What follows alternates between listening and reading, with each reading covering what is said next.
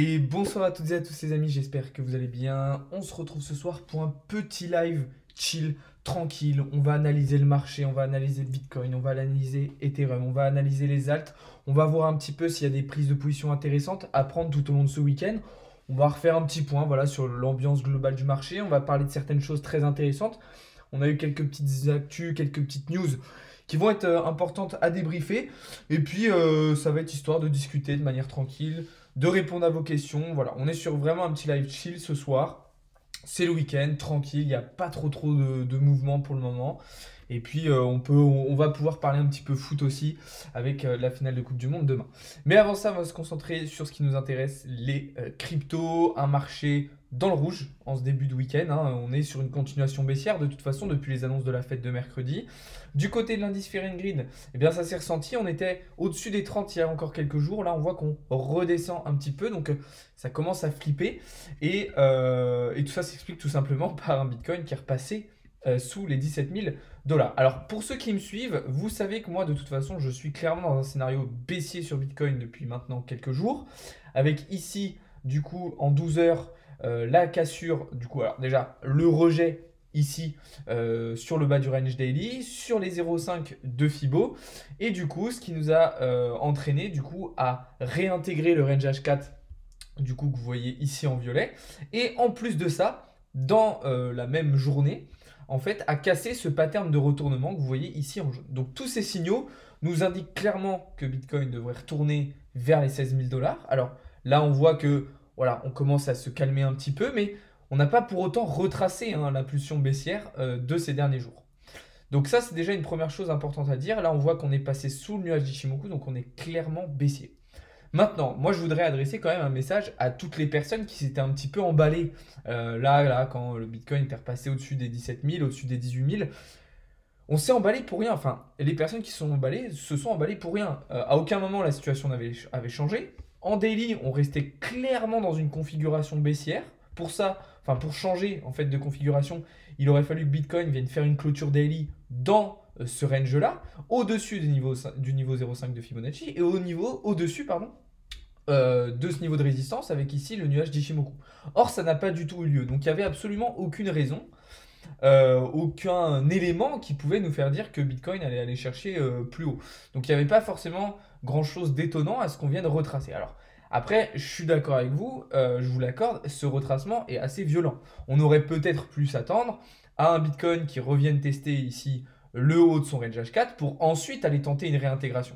Mais on n'a pas eu du tout les volumes nécessaires, et en tout cas les volumes d'achat, puisqu'on s'est rendu compte que dès que Bitcoin était venu chercher cette zone au niveau des 18 300, on avait eu une grosse vague de short, une déferlante de short qui ne s'est pas arrêtée, hein, qui a duré plusieurs heures, vraiment. Ça shortait, ça shortait, ça shortait, ça shortait, et ce qui a vraiment tiré le prix énormément vers le bas. Et donc on se retrouve aujourd'hui en mid-range. Alors, on a plutôt bien réagi ici sur les 786 de Fibo.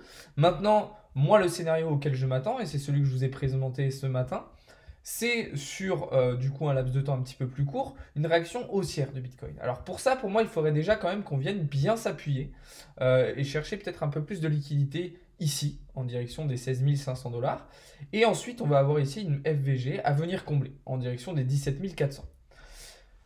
Une fois que ça aurait été comblé, clairement, on pourra continuer cette tendance baissière et le scénario baissier que je vous ai montré juste avant sur de 12 heures. Mais pour moi, il y a quelque chose d'intéressant à jouer. Alors, est-ce que il va y avoir les volumes nécessaires au sein du week-end pour avoir ces mouvements-là? Peut-être pas, d'accord. Pour le moment, en tout cas sur la journée de ce samedi, ça n'a pas été le cas. On verra si demain le marché est capable de nous proposer quelque chose d'autre. Si ce n'est pas le cas, alors on pourra potentiellement miser sur une continuation baissière, comme ça, à partir de lundi matin ou de lundi après-midi. Donc voilà, juste avant de passer sur Ethereum, je vais répondre un petit peu à vos premières questions. Et puis après, on va pouvoir avancer sur la suite. Ça va et toi, le A? Croatie a eu la 3e place. Ouais, j'ai vu ça, j'ai regardé les matchs. Des gens sur Valuta Market. Sortez votre argent de la plateforme. Je connais pas du tout Céline, mais bon, du coup, si tu peux expliquer vite fait dans le chat pourquoi il faut sortir de Valuta Market. La meilleure des choses à faire actuellement, c'est se focus sur XRP. La SEC va perdre bientôt. Alors, c'est pas parce que XRP et Ripple va gagner le procès contre la SEC que XRP va exploser, hein. x5 envisagé, moi j'y crois pas, c'est assez peu probable, surtout si on est dans un contexte de marché baissier. C'est possible qu'effectivement il y ait une réaction haussière sur le XRP, de là à faire un x5, personnellement j'y crois pas, c'est pas suffisant. En soi, c'est pas parce que XRP gagne le procès contre la SEC que tout va redevenir comme avant. Pour moi, XRP et Ripple restent une technologie dépassée qui ne refera pas grand chose à l'avenir, donc perso, j'y crois pas, mais pourquoi pas. Car ils ont bloqué les retraites de beaucoup de personnes, des grosses sommes. Ah ok Céline, bah écoutez, s'il y a des gens sur Valuta Market, faites attention, apparemment, c'est un peu la merde. Donc voilà, on va continuer du coup, comme je vous le disais, sur Ethereum, sur lequel je vais là aussi vous présenter mon scénario. Alors, il n'y a rien de très très surprenant, hein, c'est assez ressemblant à ce qu'on peut trouver sur Bitcoin, c'est-à-dire là, un rejet clair et net sur le haut de notre range H4, d'accord? Donc si on retrace du coup cette grosse impulsion haussière qui part d'ici, enfin si on regarde avec le retracement de Fibonacci, bah, on voit qu'on a déjà retracé une grosse partie de cette impulsion haussière, hein. On s'est arrêté quasiment sur les 61%, d'accord? Maintenant, moi je m'attends quand même à un retour sur le bas du range. On voit qu'on n'a vu aucune difficulté à casser cette trendline sur laquelle on butait depuis à peu près un mois. On n'a pas eu du tout de difficulté à casser ce support en mid-range au niveau des 1230 $. Et là, on est ralenti un petit peu par les 61% de Fibo, par une zone de liquidité intéressante. Mais voilà, pour moi, si on suit un petit peu le scénario que je vous ai montré juste avant sur Bitcoin, on pourrait effectivement imaginer peut-être un retour justement vers cette résistance désormais des 1230 $, avant d'aller chercher le bas du range début de semaine prochaine. Là encore, ça dépendra si on a les volumes nécessaires. Si ce n'est pas le cas, alors on ira probablement très rapidement en cette direction, justement des 1100 $ et même sous les 1100 $. On reste de toute façon dans une configuration là aussi totalement baissière. Donc voilà, maintenant je précise bien que tout ça c'est pas du conseil en investissement, ok? C'est pas parce que je vous ai dit ça qu'il faut rentrer bêtement en short sur Bitcoin, sur Ethereum. Et on va voir que du coup, du côté des alts, il y a aussi des petites choses intéressantes. Salut Noam. Salut Noam sur Twitch, j'avais pas vu que tu t'avais envoyé un message. Du coup, sur les alts, il y a pas mal de petites choses aussi intéressantes. Alors sur sur GLD, clairement, on s'est régalé, hein, une rapidité et une violence dans cette correction qui a été très très forte. Là, on voit que on a on a même retracé justement une partie de cette impulsion haussière et qu'on devrait probablement partir ensuite sur une continuation. Donc là, personnellement, je ne me suis pas encore repositionné sur GLD. Je vais tout simplement attendre qu'on vienne confirmer ici la cassure de la Kijun et donc par la même occasion un croisement justement de la Tenkan et de la Kijun, ce qui permettra et ce qui sera pour moi un signal baissier intéressant et qui pourra permettre de rentrer en short. Alors là, il y aura deux options. Soit on va jouer un short vraiment très serré, du coup avec une prise de profit très rapide, ça c'est faisable hein, sur du court terme. Donc là, on n'est même pas sur de l'intraday, on est quasiment sur la demi-journée. Donc là, ça sera possible de venir chercher quelque chose comme ça, avec un stop loss très serré, hein. Vous voyez que ça joue et ça permet d'avoir un ratio risque-récompense correct pour du scalping. Alors, scalping, peut-être pas quand même, mais vous avez compris ce que je voulais dire. Sinon, l'autre solution, bah, ça va être d'aller chercher un stop loss un petit peu plus haut, ok, au niveau de ce plat SSB Kijun, qui est en formation encore. Et par contre, d'aller chercher des profits bien plus bas. Ok, où là, on pourra aller chercher facilement sous les 36 $ pour moi, ou pile poil sur les 36 $. Donc là, il va y avoir quelque chose d'intéressant sur EGLD. De toute façon, vous inquiétez pas, je vous enverrai ça dans le Discord juste après. D'ailleurs, Discord que je vous invite à rejoindre, vous avez le lien dans la bio. Ensuite, sur XRP, je suis rentré en short. Ok, alors ça démarre très très très tranquillement, hein. On voit que on s'est positionné du coup, comme je vous l'avais montré ce matin, à la cassure de ce canal ascendant, donc une sorte de bear flag, de bear trap, donc continuation baissière. Maintenant, voilà, c'est très léger, c'est très calme, mais je pense qu'on devrait revenir chercher ces targets. Donc, il ne faut pas hésiter non plus à prendre ses profits. Alors, peut-être pas tout de suite, mais si on descend un petit peu, il ne faudra pas hésiter à clôturer peut-être 25% de sa position, mettre son stop loss au prix d'entrée. Moi, pour tout vous dire, j'ai déjà redescendu un petit peu mon stop loss en le plaçant sur cette résistance ici, d'accord? Donc ça me permet déjà d'améliorer un petit peu mon RR, mais je vois une belle opportunité sur XRP. Merci Noam pour ton message. Donc voilà, ensuite sur CHR, alors là c'est un petit peu comme sur EGLD, c'est allé très très vite, vous voyez, on n'est même pas venu valider un pullback, donc ce qu'on a fait c'est qu'on s'est positionné directement au niveau de la cassure, et que là on est tout simplement en train de venir chercher nos targets. Alors moi J'ai déjà clôturé quasiment 50% de ma position. Mon stop loss est au prix d'entrée. On voit que la descente a été très très rapide. Et je vais quand même laisser tourner une partie de ma position pour voir si on ne peut pas justement venir chercher ensuite cette deuxième zone de liquidité qui pourrait être très intéressante sur le début de semaine prochaine. Donc voilà, pour le moment je suis toujours en position sur CHR. Du côté du Solana, un petit peu comme le XRP que je vous ai montré tout à l'heure, eh bien on s'est positionné ce matin. Alors, hop, excusez-moi, je me mets sur du H1. Voilà, donc on s'est positionné ce matin juste ici, d'accord? Avec même chose, objectif de revenir chercher. Alors, il y avait deux positions possibles. Soit on venait chercher directement juste ici dans un trade à très court terme de cette manière-là. Soit l'autre solution, c'était de venir chercher un stop loss un petit peu plus haut, voire même beaucoup plus haut parce que là il est vraiment large. Et par contre, de venir chercher le fait de combler totalement cette zone de liquidité et ensuite de passer largement sous les 11,5 $. Voilà, donc là c'est une prise de position qui est un petit peu plus risquée sur Solana, mais voilà, je reste dans une idée que Solana a cassé des gros supports daily et weekly, donc on est clairement sur une grosse tendance baissière. Et enfin on avait une position sur des YDX, alors là on est rentré mais on est sorti quasiment immédiatement. Voilà, je m'attendais vraiment à un fort rebond sur le bas de ce triangle de compression. Du coup, on est rentré et puis dès que j'ai vu que ça s'essoufflait très rapidement, on est ressorti au prix d'entrée et au final, on a bien fait puisque vous voyez que derrière, si on était resté dessus, on serait venu toucher le stop loss. Donc là, voilà un petit peu ce que je pouvais dire là-dessus. Mais niveau analyse technique, il y a eu quand même pas mal de choses intéressantes à faire sur cette fin de semaine. Je vais reprendre un petit peu vos questions et puis après, on va pouvoir avancer sur la suite. Alors, je remonte un petit peu dans vos questions parce que je vois qu'il y en a eu pas mal. Bottom soon, j'espère. Ouais, j'espère aussi, Pierre, mais je pense qu'on n'y est pas encore. Bah, s'ils gagnent, les banques vont s'allier de plus en plus. Pas forcément Dolce Crypto. T'es trader rentable, bien sûr, sinon je ne me permettrai pas de vous partager mes analyses et mes conseils. J'ai ouvert un short sur BTC à 16 689 depuis ce matin, je fais que de passer en positif puis négatif. Ouais, alors ça peut se comprendre, là on est le week-end, il n'y a pas trop de volume, il n'y a pas trop de volatilité. C'est pas force. Moi le week-end, je me concentre beaucoup plus sur les alts parce que c'est des moments où Bitcoin et Ethereum en fait vont latéraliser, vont un petit peu rééquilibrer leur mouvement de la semaine et du coup ils vont laisser un petit peu plus de liberté aux alts. Donc la semaine, je me concentre plutôt sur Bitcoin et Ether et le week-end sur les alts. Je reviens vers toi le jour même où Ripple gagne, tu verras la communauté de XRP est tout juste énorme. Pas de souci, on en pourra en reparler. Après, je dis pas que tu as forcément tort et que j'ai forcément raison, mais moi personnellement, j'y crois pas. Et ça continue, ça casse les couilles. Le marché des CBDC est clairement à venir, XRP, XDC, c'est vraiment des tokens à pas oublier.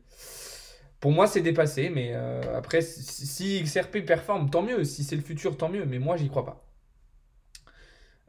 Donc voilà. Il peut toucher les 33 centimes.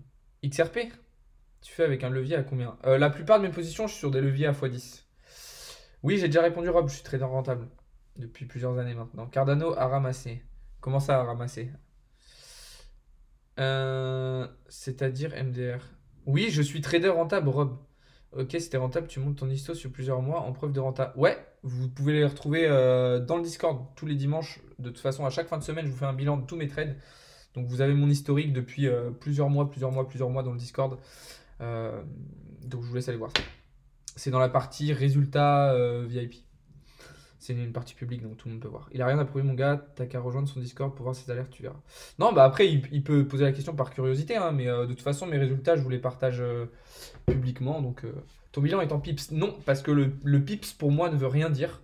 Je trouve que c'est pas une unité de mesure. Alors, je sais pas qui veut rien dire. Déjà, je trouve que c'est plus adapté au trading de Forex qu'au trading de crypto. Et vu que moi, je suis sur les cryptos, je trouve que c'est pas adapté. Et en plus, pour moi, c'est une unité de mesure qui est pas forcément très représentative, qui peut être facilement manipulé et qui ne veut pas dire grand chose. Donc moi je vous montre vraiment des résultats concrets avec mes wallets, avec les trades que j'ai pris au moment où je l'ai envoyé et le résultat.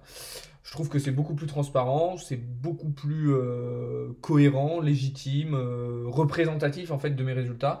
Plutôt que de dire ouais j'ai fait tant de pips, voilà, ça ne veut pas dire grand chose. Et encore une fois, je trouve que l'unité de mesure du pips et pas idéal et encore moins adapté aux crypto-monnaies. Déjà que sur le Forex, je trouve pas ça forcément génial. Pour les cryptos, j'apprécie encore moins pour tout vous dire. Donc voilà, on va regarder un petit peu ce qui s'est passé aussi et ce qui se passe du côté de la macro et de la bourse. Alors, c'est le week-end, les marchés financiers traditionnels sont évidemment fermés. Ce qu'il faut noter quand même sur cette fin de semaine, on y reviendra quand même demain soir, si la France perd, parce que si la France gagne, je ne ferai pas de live. Ce qui est à noter sur cette fin de semaine, c'est quand même un bon rebond du DXY sur ce support. Alors, ça fait suite aux annonces de la Fed de cette semaine. Malheureusement, si le dollar confirme vraiment ce rebond et va chercher cette zone de rechargement, ça entraînera les autres marchés financiers vers le bas. Ça sera le cas de S&P 500 qui a déjà bien corrigé, de Nasdaq, pardon, de S&P 500 aussi qui a de nouveau buté sur sa trendline sur lequel il est bloqué depuis à peu près un an. Et ça sera le cas aussi sur le gold qui du coup pourrait retracer un petit peu davantage. Et puis ça sera le cas évidemment aussi pour les autres devises, l'euro, la livre sterling ou l'yen japonais, qui du coup face au dollar seront probablement amenés à corriger. Alors là par exemple pour l'euro, si on a vraiment un gros rebond qui se confirme sur le dollar, ce qui pourrait être intéressant, c'est de prendre un gros short avec un retour, pourquoi pas, de l'euro sous les 1 dollar. Ok, ça c'est tout à fait possible. Et c'est un petit peu la même chose pour moi du côté du livre sterling, enfin de la livre sterling, qui pourrait elle aussi, alors peut-être pas faire un retour sous les 1 dollar, mais revenir au niveau par exemple des 1,12 $, voire même 1,07 $. De toute façon, je vous referai un point sur la bourse et sur le Forex début de semaine, ou peut-être même dès demain soir. Mais voilà un petit peu ce qu'on pouvait dire du point de vue des marchés un petit peu financiers traditionnels. Salut Thio. Donc voilà, t'es dedans alors oui. S'il veut qu'on le join, il a tout approuvé. Bah non, mais c'est juste que mes résultats sont dans mon serveur Discord. Après, tu sais, dans mon serveur Discord, t'as plein de choses. T'as de l'analyse technique, t'as de l'analyse fondamentale, t'as de l'actualité, t'as de la discussion, t'as de l'entraide, t'as du trading. Il y a plein de choses dans le Discord. Il y a une grosse majorité du Discord en plus qui est totalement gratuite, où vous allez retrouver plein de ressources éducatives pour vous former, pour apprendre des choses sur le trading, sur l'analyse, qu'elle soit fondamentale ou technique. Donc il y a plein de choses à trouver dans le Discord. Maintenant, si tu veux pas rejoindre, Rob, ne rejoins pas. Si tu rejoins pas, tu as plus à perdre que. Enfin, c'est pas que tu as forcément à perdre, mais moi, je gagne rien à ce que tu rentres dans le Discord. Par contre, toi, tu gagnerais à rentrer dedans, je pense. Bravo pour ton travail et le partage de tes analyses. Merci beaucoup, David. Donc voilà, je voulais pardon, vous parler d'une petite chose intéressante. Je suis tombé sur un graphique de Glassnode ce matin. Alors vous savez, il y a un gros FUD autour de Binance en ce moment. Et en ce moment, et bah, du coup, accompagné de ce FUD, évidemment, salut Solem, hola. Il y a une grosse quantité de Bitcoin qui sont en train de quitter les exchanges, comme vous le voyez ici. Donc là, on a tout simplement la courbe qui représente la quantité de Bitcoin. On voit que cette quantité, elle diminue de plus en plus. Alors, en fait, tout le monde est en train un petit peu de se casser des exchanges, et notamment de Binance, ce qui fait que Binance fait face à ce qu'on appelle un stress test. Alors, c'est quelque chose qui se fait déjà dans la finance traditionnelle. Par exemple, des fois, certaines banques, les plus grosses banques, font face à des stress tests qui sont volontairement mis en place pour voir justement si ces banques sont assez solides. Le problème, c'est que déjà, ces banques traditionnelles ont parfois du mal à supporter ces stress tests. Et le truc, c'est que de tous les cas, les banques trad, elles ont derrière elles des banques centrales qui peuvent les protéger. Or, ce n'est pas le cas des exchanges de crypto-monnaies. Ce qui veut dire, c'est que si on a un exchange qui est en difficulté, on l'a vu par exemple avec FTX, mais ça a été le cas pour d'autres, ben derrière, on ne va pas avoir une banque centrale qui va être là pour protéger cet exchange-là. Donc c'est pour ça que ça peut être des situation un petit peu compliquée à gérer. Maintenant, on va voir comment va s'en sortir Binance. Il y a beaucoup de gens qui sont confiants. Moi, personnellement, je suis pas forcément très serein. Le comportement de CZ n'a pas forcément été très rassurant. D'ailleurs, ça me permet de faire un lien directement avec une autre actu. On a deux sociétés d'audit qui ont décidé d'arrêter leur service de crypto-monnaie. Alors, qu'est-ce que c'est une société d'audit? Par exemple, Mazars, qui est une société française, c'est elle qui va du coup faire un audit d'une société, en l'occurrence comme Binance, et qui va vérifier son proof of reserve. Et en fait, ce qui a été dit, c'est que déjà, les proof of reserve, ils étaient un petit peu à remettre en cause, qu'ils n'étaient pas forcément légitimes, et en plus, ces sociétés ont arrêté leur activité en crypto. Donc tout ça n'est pas très rassurant. Binance est accusé de plusieurs choses, donc forcément, les gens enlèvent leurs cryptos des exchanges. Sauf que c'est un cercle vicieux, parce que s'il y a perte de confiance et que les cryptos sortent de l'exchange, ça alimente le tout, et c'est pas forcément très bon signe. Donc voilà, en tout cas, c'est les principales actus. On a aussi d'autres actualités sur cette fin de semaine. Il y a Trump et Renault qui ont sorti respectivement des collections NFT. Celle de Trump a parfaitement marché, il a fait sold out en 12 heures. Renault, ça a été un petit peu plus compliqué, mais l'innovation est tout de même intéressante du côté de Renault. Donc voilà.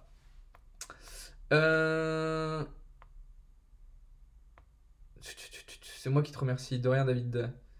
Si c'est si bien, envoie-moi un exemple de comment il montre sa renta. Mais Rob, t'as juste à rentrer dans le Discord, c'est gratuit, hein, ok? Donc au pire, tu rentres, tu vas voir ma renta. Si t'es content, tu restes. Si t'es pas content, tu quittes le Discord. Je comprends pas pourquoi tu veux qu'il t'envoie. Enfin, si tu veux, il peut t'envoyer, mais pourquoi tu vas juste pas voir de toi-même? T'es un grand, tu vas sur le Discord et tu le fais par toi-même. Bah oui, je comprends pas pourquoi il veut pas aller voir. T'as juste à cliquer, enfin ça coûte rien. Et puis encore une fois, si après t'as pas envie de rester dans le Discord, tu peux très bien le quitter. Donc je comprends pas trop. Qu'est-ce que je pense d'Ethereum? C'est une très très bonne crypto. Pour ceux qui sont sur Harmonia Capital avec un compte Binance, on fait quoi? Alors très très bonne question Philippe. Parce que c'est vrai que du coup, alors pour ceux qui ne connaissent pas le cerveau, c'est Harmonia. Harmonia Capital, c'est une société avec laquelle je travaille depuis plusieurs mois. C'est une société française de gestion en investissement avec laquelle vous allez pouvoir investir votre argent et faire du trading automatisé. Ça veut dire en gros, si vous n'avez pas le temps de suivre mes analyses, suivre mes trades, suivre mes prises de position, si vous n'avez pas les compétences ou si vous n'avez juste pas envie, vous avez la possibilité de faire sensiblement la même chose avec Harmonia Capital. Et c'est vrai que Harmonia, bah, du coup, travaille avec Binance. Ok. Alors, maintenant, il ne faut pas non plus être totalement paniqué.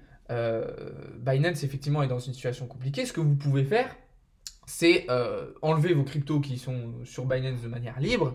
Et ce qui est avec Harmonia, vous pouvez le laisser. Après, si vous voulez enlever aussi, là, c'est libre à vous. Maintenant, il ne faut pas non plus paniquer. Vous pouvez aussi contacter le support d'Harmonia, leur poser des questions. Vous pouvez aussi venir nous poser des questions dans le Discord si vous voulez nous expliquer, vous savoir un petit peu comment ça va se passer. Après, je sais pas, Gauthier, je vois que tu es dans le live. Gauthier qui travaille avec moi du coup sur la partie Harmonia.